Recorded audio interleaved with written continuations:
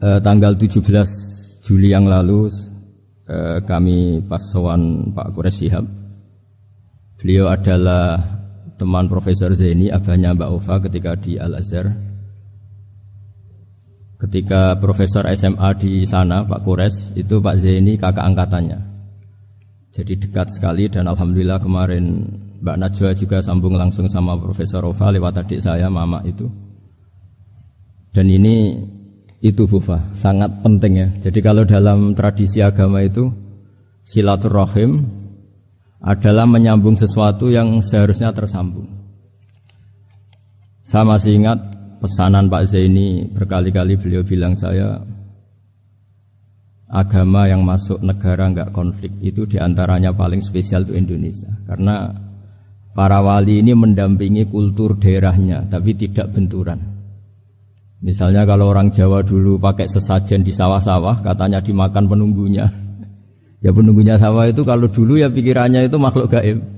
Di era modern ya penunggunya itu ya kambing, ayam itu. Jadi ya memang yang makan itu akhirnya. Tapi dulu itu aneh, diistilahkan dimakan penunggunya. Kalimat penunggu itu apa ya gak jelas, apa dengan tanda petik, apa penunggu betul gak jelas.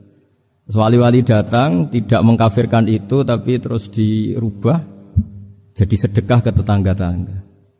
Jadi kultur itu enggak dilawan, tapi cukup diubah. Jadi makani demit menjadi sedekah ke tetangga. Nah cerita kurban juga seperti itu. Dulu tokoh-tokoh Quraisy penunggu Ka'bah itu dulu sudah ndak tauhid, sudah musyrik kalau dalam bahasa agama. Itu di mana-mana termasuk kebutuhan pokok manusia itu kalau kumpul-kumpul itu makan-makan. Itu mulai dulu. Terus korbannya itu ya pasti perempuan mulai dulu. Jadi hanya bagian masak, boleh makan nanti ngenteni luwian itu, ngenteni bekas-bekasnya. Sehingga yang nyortir Abu Jahal CS itu. Jadi yang kurban harus hewannya bagus, spesial, bahkan enggak boleh dikawinkan. Hewan yang mau dikorbankan itu enggak boleh dikawinkan, enggak boleh pernah dikendarai, enggak boleh pernah dipakai bajak sawah dan sebagainya. Semuanya serba spesial. Nanti dikorbankan di Ka'bah. Yang dijual Ka'bah. Nah pertanyaannya, Ka'bah ini enggak memakan daging, yang untung ya ketua-ketuanya ini. Karena Ka'bah enggak doyan daging. Dan itu ya di atas namakan Allah, ini demi taqarrub ila Allah, demi itu. Sehingga mereka bilang waqalu hadhihi an'amu wa harsun hijrul la yat'amuha illa man nasa'u bi za'mihim. Ini hewan kurban harus spesial dan yang berhak makan hanya orang-orang spesial, yaitu para penunggu Ka'bah, para sadanatul bait. Tapi karena mereka sudah tidak benar, tidak jujur, Islam mau merubah tradisi itu. Tapi kalau tradisi itu dirubah, maka Islam akan terkenal pelit karena dari acara makan-makan menjadi tidak ada makan-makan. Jadi kadang kebenaran itu harus diganti dengan sesuatu yang tidak ekstrim. Karena tadi dari acara makan-makan menjadi sama sekali gak makan-makan. Maka terus diganti oleh Islam dengan kalimat udhiyah, dengan kata kurban. Nah kenapa itu harus terjadi? Karena kurban itu sebetulnya syariatnya Nabi Ibrahim, di mana orang Mekah itu memang turunan Nabi Ibrahim. Sehingga sisa-sisa makan-makannya masih. Cuma mulai ada melenceng, ada sesajen, ada khurafat, ada bid'ah. Kemudian itu mulai masalah. Terus Rasulullah Muhammad SAW datang ingin benahi itu. Tapi yang dibenahi adalah menghilangkan kemusyrikannya, bukan makan-makannya. Akhirnya diganti oleh udhiyah.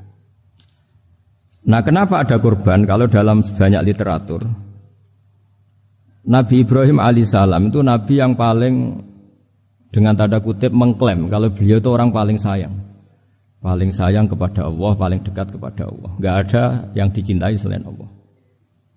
Beliau memaklumatkan itu baik secara lisan maupun di gemuruh hatinya, di bisikan hatinya, di detak jantungnya, pikirannya seperti itu. Pas itu beliau belum punya putra karena beliau termasuk lambat punya anak. Suatu saat ditakdir punya putra, yaitu Ismail. Pas seneng-senengnya jalan, pas seneng-senengnya punya anak, sama Allah disuruh nyembelih. Anak kamu harus kamu sembelih. Ibrahim kaget. Kenapa ya Allah? Kamu adalah orang yang sering ngomong bahwa yang paling kamu cintai saya. Tapi setelah ada anak kamu, kayaknya enggak. Protes Nabi Ibrahim, Pak. Yang benar Gusti. Iya, harus anak kamu. Karena beliau kadung janji, kadung komitmen yang paling dicintai Allah, tidak ada yang lain. Saya akan mencintai engkau ya Allah meskipun harus mengorbankan anak saya. Singkat cerita terus disyariatkannya kurban itu. Ketika Nabi Ibrahim berkomitmen melaksanakan perintah itu, Ismail juga mau nurut, bersama Allah diganti oleh hewan kurban yang bernama kambing. Sehingga versi cerita itu bahwa Allah akan maklumi ketika orang mencintai Allah secara serius, bersamaan dengan itu orang juga mencintai anaknya dengan proporsi masing-masing.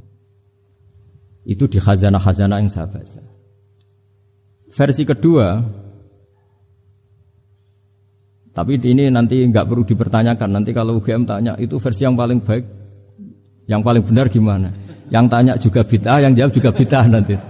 Karena itu wilayah yang kadung terjadi. Jadi kalau dalam ilmu hadis itu, kalau kadung terjadi, mbok kamu unggulkan yang mana, tetap saja yang terjadi hanya satu, mau kelewat. Beda dengan istihad solusi. Karena mau terjadi ya kita uji coba. Kalau nggak cocok yang A ya cocok alternatif B, alternatif C. Kalau sudah kelewat, mau gimana? Kalau salah ya salah aja kan. Versi kedua begini. Semoga versi kedua ini yang benar. Kalau ini benar, keren. Nabi Ibrahim itu memaklumatkan diri. Kalau dalam bahasa Arab itu iddia itu mengklaim bahwa dia adalah orang yang paling sayang terhadap makhluk Allah, semua hamba Allah. Terus beliau diterbangkan ke langit. Ya karena UGM ini lembaga akademik, nanti saya baca teksnya. Kalau bahasa Arabnya itu takbirnya. Diterbangkan ke langit, ke alam malakut. Ya tidak usah ditanyakan cara terbang gimana, nanti ribet nanti itu. Setelah diterbangkan di langit, wa kadzalika nuri Ibrahim malakutas samawati wal ardh, diperkenalkan alam langit, terus dipertontonkan. Itu ada sekian hamba Allah yang nyabu, yang ngefly, yang dugem, pokoknya yang maksiat-maksiat itu. Ibrahim ditanya sama Allah, gimana itu mereka menurut kamu? Damirhum, habisi saja Allah. Mereka makan rezekimu, hidup di bumimu, tapi mereka tidak mengindahkan engkau. Matikan saja. Sama Allah diturutin. Jalan-jalan lagi sampai 3 kali peristiwa tempat-tempat maksiat itu dihabisin sama Nabi Ibrahim. Beliau minta sama Allah supaya itu dihabisin. Singkat cerita, terus beliau diturunkan sama Allah. Setelah diturunkan, ya Allah tidak jawab, tidak apa. Allah itu punya sunnah, punya tradisi. Dengan nabinya itu tidak jawab. Suatu saat Nabi Ibrahim disuruh bunuh anaknya, disuruh nyembelih. Protes kan? Huwa samratu fuadi. Ini kekasih saya, putra saya. Kenapa engkau nyuruh membunuh? Terus kata Allah, kamu tidak ingat di malam kamu saya mi'rajkan melihat hamba-hambaku, dan itu yang bikin aku, dan saya cinta sama mereka yang bikin saya. Kamu enak saja minta dibunuh. Sengkerian gantian saya yang minta, kamu tidak nurutin gitu. Kamu pas minta saya tidak tak pikir, langsung tak turutin. Kenapa saya yang sekarang minta kamu mikir gitu. Tapi huwa samratu fuadi, itu buah hati saya. Lah memangnya makhluk-makhluk itu makhluk siapa? Saya yang bikin. Kamu enak saja nyuruh bunuh. Nah semenjak itu jadi kearifan kita. Makanya Mbak Ova ini kalau guyonan di dunia kiai, kalau ada majikan bentak pembantunya yang salah meletakkan piring atau gelas, pasti cara berpikir mesti pembantunya tidak cantik. Karena kalau salah tok kok dia cantik, itu mesti mikir. Enggak bisa orang bentak orang cantik gitu. Jadi sama, misalnya saya janjian sama Gus Fikar. Janjian, Gus datang hari Senin gini-gini, ternyata beliau enggak datang. Kalau saya tidak punya utang, tidak atasan saya pasti marah. Sudah janji kok gini-gini. Saya bisa marah itu sebetulnya sebabnya itu 2. Saya kecewa dan dia tidak punya jasa. Tapi yang diomongkan hanya, wah semua kamu khulful wa'di apa? Enggak tepat. Coba kalau ini atasan saya jadi dosen karena beliau misalnya. Saya punya utang beliau. Mbok nyulayani janji apa kan? Nggih mboten napa-napa. Sama. Ada majikan mencintai pembantunya karena sangat cantik. Mana ada mencahno piring. Omahe dirubohno itu enggak apa-apa gitu. Sama. Makanya ada guyonan di dunia kiai itu, ada anak perempuan kan enggak lazim ya, perempuan pakai GL Pro kalau dulu, mungkin sekarang pakai Ninja, pakai celana jin. Sopo iku wong luput suwo itu? Siapa itu perempuan kok gitu? Niku ponakane jenengan, Mbah. Astagfirullah, muga-muga pangeran nyepuro. Jadi langsung rubah dari maksudkan menjadi ndak karena keluarga. Nah, jangan-jangan kebencian kita pada maksiat Itu oke, kita wajib benci maksiat, tapi tetap ada catatannya. Plus yang maksiat itu tidak orang yang terkait dengan kita. Coba kalau yang maksiat itu orang yang terkait dengan kita, itu anak kita, ponakan kita, mungkin istri kita, paling mintanya ya Allah ampuni. Sama-sama maksiat, yang satu minta dihabisin, yang satu kita minta diampuni. Fair gak kita sebagai manusia? Tidak fair. Tidak fair. Nah, iya gak fair ya? Apa ya fair? Mikir. Makanya kalau ada guyonan, ya itu tadi. Ada supir salah dimarahin, pasti supir ini belum pegang rahasia. Tapi kalau sudah pegang kartu, si majikannya punya apalah gitu, simpanan gitu. Wah ini pegang. Berani marah gak? Tidak ada. Ini dokter kelik juga ada masalah. Itu pengalaman sekali. Jadi itu guyonan kiai. Makanya jadi manusia itu gak pernah adil sebenarnya. Makanya Allah pernah mensifati manusia itu wa kanal insanu dzaluman jahula. Manusia itu sangat zalim dan sangat bodoh. Kalau misalnya jenengan tanya, orang soleh pun itu gimana? Orang soleh asal manusia tidak nabi, itu ya mesti ada zalimnya. Makanya kalau dalam kitab Hikam diterangkan, kitab Hikam itu kitab yang olah manusia. Itu menyebut begini, manusia itu siapa? Dijawab, manusia itu mangkanat mahasinuhu masawiyah. Orang yang ketika baik saja salah, apalagi ketika salah. Kita misalnya punya toko laris itu, doanya mustajab, laris, pembelinya banyak, kualitasnya bagus. Pasti ada toko sekeliling yang megap-megap karena orang sekarang ke kamu kan itu. Sama di kampus ya gitu, kalau ada kampus besar yang lain pasti ke masjid terhalangi karirnya. Di semua. Sehingga orang supaya terus merasa salah, Rabbana dzalamna anfusana, meskipun kita sedang benar pun, saya termasuk kiai yang kalau ngelepas haji, mungkin yang haji itu mangkel. Karena saya tidak pernah muji-muji haji, meskipun saya melepas orang haji. Umumnya kiai kalau ada orang haji kan dilepas, haji mabrur, tidak ada lain balasan kecuali surga. Saya itu karena pernah kecil, pernah dengerin masyarakat. Itu ngenes ketika si kiai pidato tadi ternyata ngenes. Ngenesnya seakan-akan surga itu hanya milik yang haji. Wah, nak koyo kula sepundi Gus wong kula ora kelar kaji. Semenjak itu setelah saya jadi kiai ya dendam juga. Akhirnya setelah saya jadi kiai kalau ngaji orang yang haji mabrur balasannya surga, orang yang fakir sabar juga surga, orang yang sering dimarahin istri juga surga. Katanya pokoknya surga terus. Sampai yang mau haji itu Gus, gimana kok bahas kita kok sama dengan mereka? Ya karena saya ada ulama pesanan kata gitu. Jadi artinya gini, ketika Anda muji ibadah haji jangan kira yang ngenes tidak banyak, yang ngeluh juga banyak karena mereka ada takdir gak mampu haji. Itu hebatnya Islam. Islam juga datang dengan solusi-solusi, misalnya Jumatan itu hajinya orang miskin. Orang yang ingat Allah mulai subuh sampai matahari terbit juga sama dengan umroh. Jadi karena tidak semua orang itu mampu haji. Jadi itu Islam. Jadi nanti tak bacakan. Jadi versi kedua itu Nabi Ibrahim diperingatkan Allah bahwa tidak seperti itu cara mengelola hambaku. Nah Islam ini kata Allah anit tabi' millata Ibrahim hanifa. Referensinya Islam, mentornya Islam itu Nabi Ibrahim. Sehingga kita alhamdulillah punya sejarah wali songo. Saya punya orang tua Kiai Nur Salim itu sayang sekali sama umat. Mbah Mun juga gitu. Saya sama Profesor Zaini itu sudah mulai tahun 2000 terus tiap hari ketemu juga nggak pernah kecewa. Beliau itu pernah disalahpahami, mungkin Bu Ova belum dengar ini. Pernah disalahpahami karena beliau itu tangan kanannya karena nggak kuat. Jadi kalau ngambil papa itu pakai tangan kiri. Itu pernah disalahpahami ya, mungkin orang hasud karena tidak mengkonfirmasi langsung mengklaim beliau itu kiai profesor kalau apa-apa pakai tangan kiri. Kira-kira pertanyaan sunnah rasulnya mana kan gitu. Beliau itu ya hanya corong Jawa itu berambang, agak nangis tapi tidak sampai keluar air mata tapi berambang. Beliau bilang gini ke saya. Seharusnya gimana Mas Pak? Ya kalau Pak Zaini ingin jadi wali ya tidak usah menjelaskan. Kalau Pak Zaini ingin menjelaskan berarti ingin diakui makhluk. Tapi kalau enggak dijelaskan mereka salah paham terus. Tapi cepat jadi wali karena sudah mulai mengabaikan apa kata mereka. Tapi kalau menjelaskan ya enggak, ya lama jadi walinya. Tapi bagusnya orang enggak salah paham. Pak Zaini tertawa-tawa. Jadi wali apa enggak? Jadi saya tuh lama sekali sekamar dengan beliau aja di badan wakaf ya Mas Fajar ya. Badan wakaf yang atas itu kan dulu tempatnya Pak Rektor kan kosong. Nah, itu kita tempati sama Pak Zaini bertahun-tahun tiap hari diskusi. Dan nggak pernah ceritanya beliau itu penting. Karena seneng guyon, memang khasnya ulama itu seneng guyon. Kemarin saya ketemu Pak Kures, beliau cerita, saya ini punya idola Gus Pak. Kalau manggil saya Gus kadang ya Pak. Dulu beliau doktor filsafat, lama-lama jadi Syekhul Azhar. Itu kalau ke kuliah pakai bis, kata Pak Kures pakai bis. Suatu saat di Al-Azhar itu kan beda dengan di yang lain ya, agak-agak modern.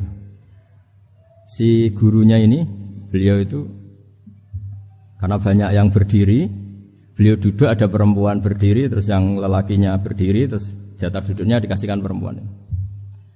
Perempuannya itu pakai pakaian yang agak minim, agak seksi lah, agak minim. Terus si Syekhul Azhar tadi, saat itu belum Syekhul Azhar, punya 2 permen. Ini ceritanya Pak Kures punya 2 permen terus. Yang satu sudah dibuka, yang satu masih bungkusan, masih ditawarkan. Silakan Mbak kamu milih yang mana? Milih yang masih itu. Padahal bukanya itu supaya lebih gampang. Ternyata milih yang masih bungkusan. Kenapa Mbak? Ya ini lebih steril karena pakai bungkus. Oh iya. Itu pelajaran itu. Terus Pak Kures nantang saya, Gus Pak punya enggak cerita tandingan? Wah kalau saya kebalikannya Pak. Di kereta itu ada Cina, enggak khitan ya. Ketemu sama kiai kampung. Kenapa khitan? Enggak khitan juga sama gini. Terus dikasih pisang, terus dimakan dikupas dulu. Kok udah langsung aja? Terus kata Pak Kures. Nah ternyata sama Pak Zaini sama Pak Kures itu dibalik ke profesorannya. Ceritanya itu ya guyon terus. Karena memang agama ini itu kalau masalah kebenaran itu serius. Tapi dibalik kebenaran ini yang perlu dicatat oleh semua yang mencintai agama ini. Bahwa Allah itu tidak butuh taat kita. Dan Allah tidak akan gagal sebagai Tuhan karena maksiat kita. La tanfa'uhu ta'atuhum wa la tadurruhu maksiatuhum. Allah tidak akan ngefek ketika semua orang taat ya gak ngefek, semua orang maksiat juga gak ngefek. Karena Allah ini zat yang punya eksistensi sejati, sehingga hubungan kita dengan Allah itu tidak ngefek ke Allah, tapi ke kita sendiri. Sehingga mereka lebih rileks karena gak merasa harus mati-matian bela Allah. Allah tetap Al-Qayyum, zat yang bisa berdiri sendiri. Sehingga di kitab-kitab itu ada bab namanya Mizahun Nabi, guyonan-guyonan Nabi. Itu ada babnya sampai di kitab Ihya, di kitab banyak lah kita. Masyhur itu suatu saat ada orang sepuh sowan ke Nabi. Karena sudah sepuh, beliau pamit lah kira-kira jam segini pamit ya Rasulullah saya mau pulang karena nanti kemalaman. Karena beliau jalan kaki yang orang sepuh. Kata Nabi, "Dah tenang saja di sini, nanti pulang kamu udah jalan kaki. La ahmilan naki alab ninaqah. Nanti kamu tak naikkan anaknya unta." Pikirannya orang sebut tadi namanya anak unta itu ya kecil. Wa ma fa'altu bibni naqo. Apa yang bisa saya lakukan dengan anak unta? Sudah tenang saja. Lah beliau ngaji lama, ya dikasih unta tua itu. Silakan kamu bawa unta saya ini. Ini kan unta tua, ada anak unta. Ya meskipun tua ya anaknya unta kata Nabi. Ya tapi cerita saja. Meskipun tua juga anaknya unta. Jadi agama itu rileks. Nabi Ibrahim, kembali lagi ya karena syariat Ibrahim. Nabi Ibrahim itu pernah minta supaya nyawanya itu diperpanjang. Karena beliau umumnya orang itu kan ingin nyawa panjang, ingin umurnya panjang. Beliau yakin penting nyawa panjang, umur panjang. Allah tidak jawab gak apa. Suatu saat ada tamu, orangnya itu sepuh sekali. Nabi Ibrahim karena orang yang sangat menghormati tamu dikasih kurma, anggur. Itu setiap dimakan dikunyah meler lagi keluar. Karena sudah sepuh, nggak ada giginya, kunyah keluar lagi. Itu jawabnya Nabi Ibrahim, ya Allah, masuk lagi ke kamar, sholat lagi, mengcancel doa panjang umur. Katanya Ibrahim, oh jenengan jawab toh. Gitu. Artinya kalau ingin tua sekali ya nasib kamu kayak itu gitu. Jadi karena beliau tahu itu jawaban terus masuk kamar, oh jawab tuh Gusti jenengan, terus membatalkan doanya. Itu Nabi Ibrahim. Kalau orang sekarang enggak, ndonga ngarani, ya tua ya tetap sehat, tetap wah itu itu lebih ribet itu.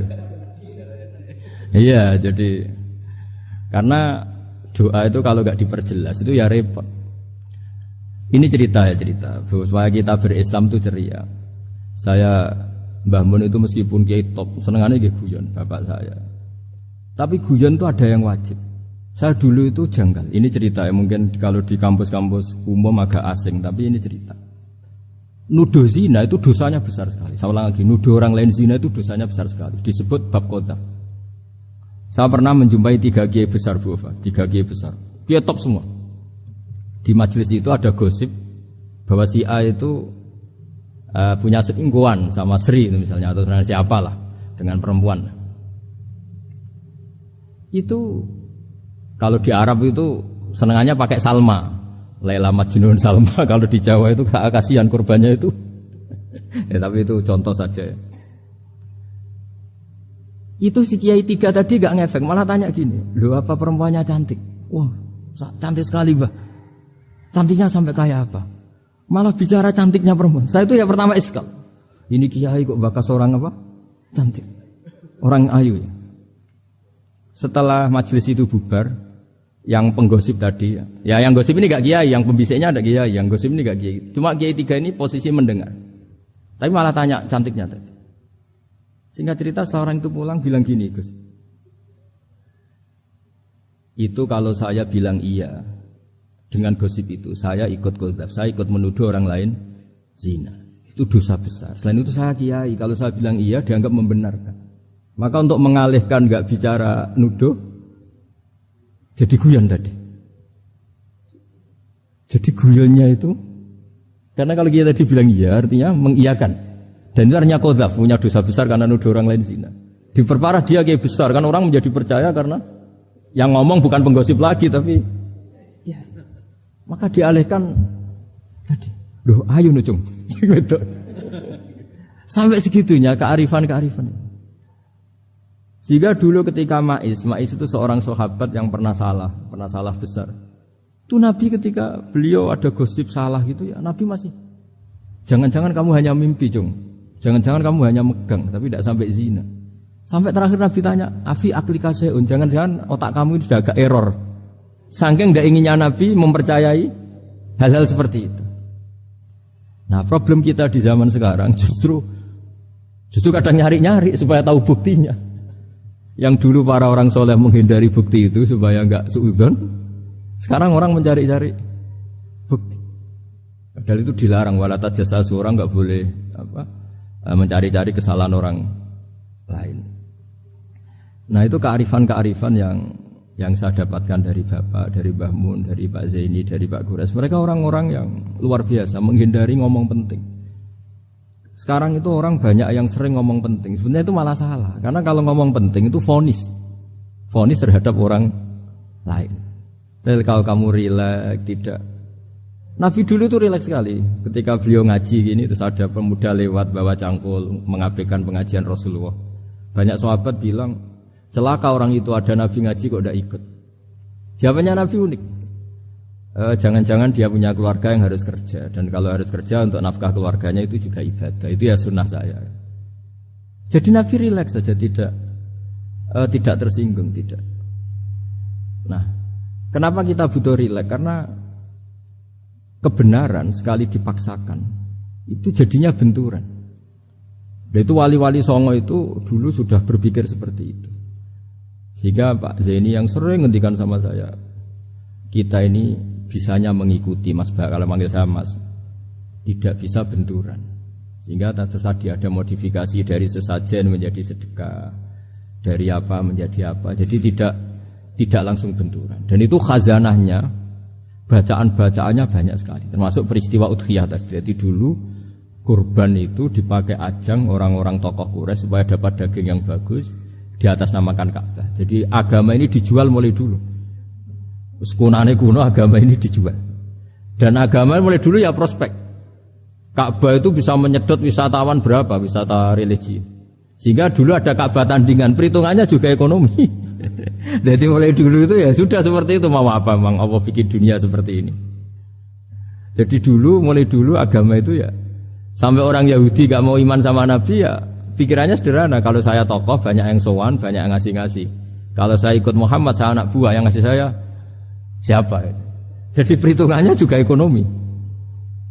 Jadi ketika Abraham mau bikin Ka'bah tandingan, itu perhitungannya juga ekonomi. Jadi ribet kan memang kalau manusia itu sudah ribet. Tapi Islam ini datang bukan untuk itu, tapi memaklumi itu. Itu hebatnya Nabi Ibrahim. Ketika beliau berdoa, ya Allah, keluarga kami saya tempatkan di Mekah. Rabbana liyuqimus sholata faj'al af'idatam minan nasi tahwi ilaihim warzuqhum minas samarat.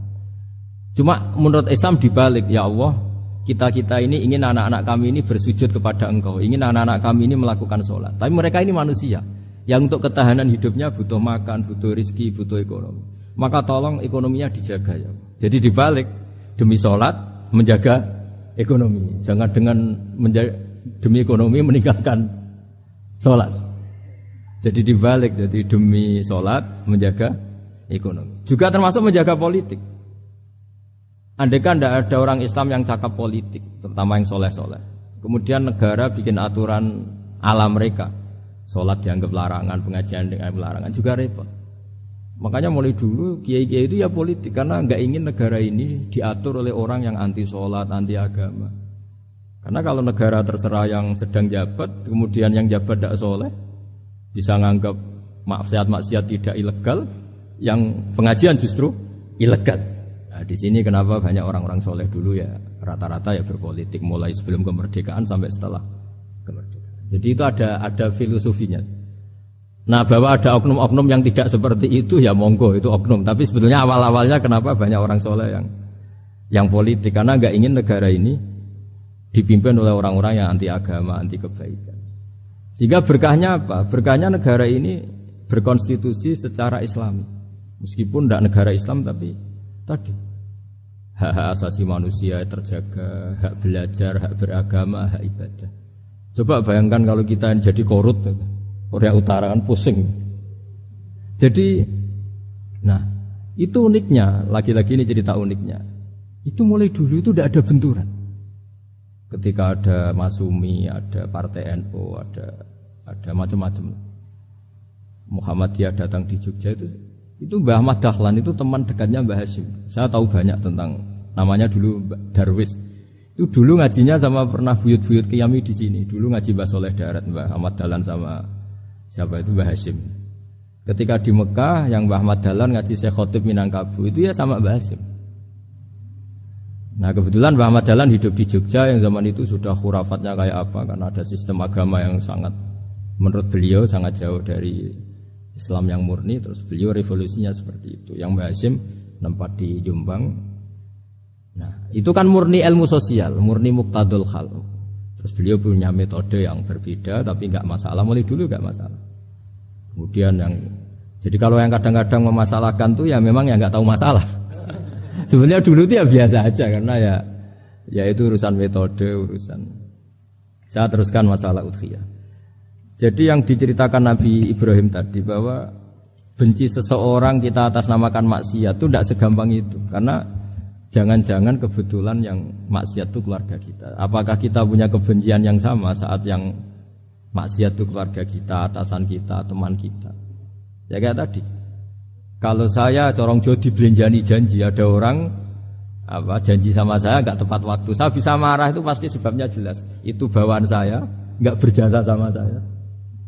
Kalau kata dokter Gelik enggak cantik ya. Tapi kalau itu orang yang misalnya rektornya bilang, maaf ya saya tidak bisa datang hari ini, tidak apa-apa. Pasti manut itu. Atau yang nyulayani janji kiai itu, cuma ngurus teko itu. Ini betul nopo-nopo. Gayane aja kita marah karena khulful wa'di ingkar sama. Intinya Nabi Ibrahim itu, coba kalau yang maksiat itu anak kamu berharap saya ngasih tobat kan, bukan langsung tak habisin kan. Intinya Allah ingin bilang ke Nabi Ibrahim, andai kan yang maksiat itu anak kamu, ingin saya menghabisi apa tak kasih tobat? Ya kasih tobat ya. Ya seperti itu saya yang bikin. Maka di Al Azhar sana kalau cerita orang-orang alim itu masyhur.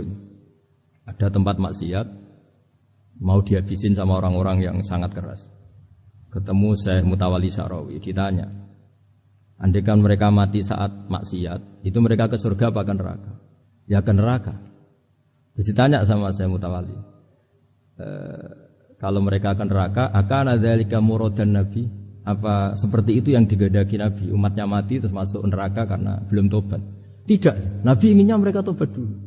Ya sudah, jangan dihabisin. Kamu berproses ikut mentobatkan mereka. Kebetulan ini mau mendengar. Jadi kita lunak, kita baik itu ya semuanya ingin la'allahum yarji'un, semoga mereka kembali, mereka tobat. Bukan lunak dengan arti mengakui maksiat itu satu kebaikan, itu yang bahaya. Kalau lunak sampai mengakui itu maksiat itu kebaikan, itu bahaya sekali. Tapi kita lunak karena kita ingin berproses untuk bertobat. Karena tadi kalau kita punya nurani itu mesti, andai kan yang maksiat itu anak kita atau teman dekat kita atau orang yang berjasa sama kita, apa kita bisa tegas? Kira-kira gimana? Bisa kamu tegas sama anak kandung? Berat. Ditantang minggat saja pusing gitu.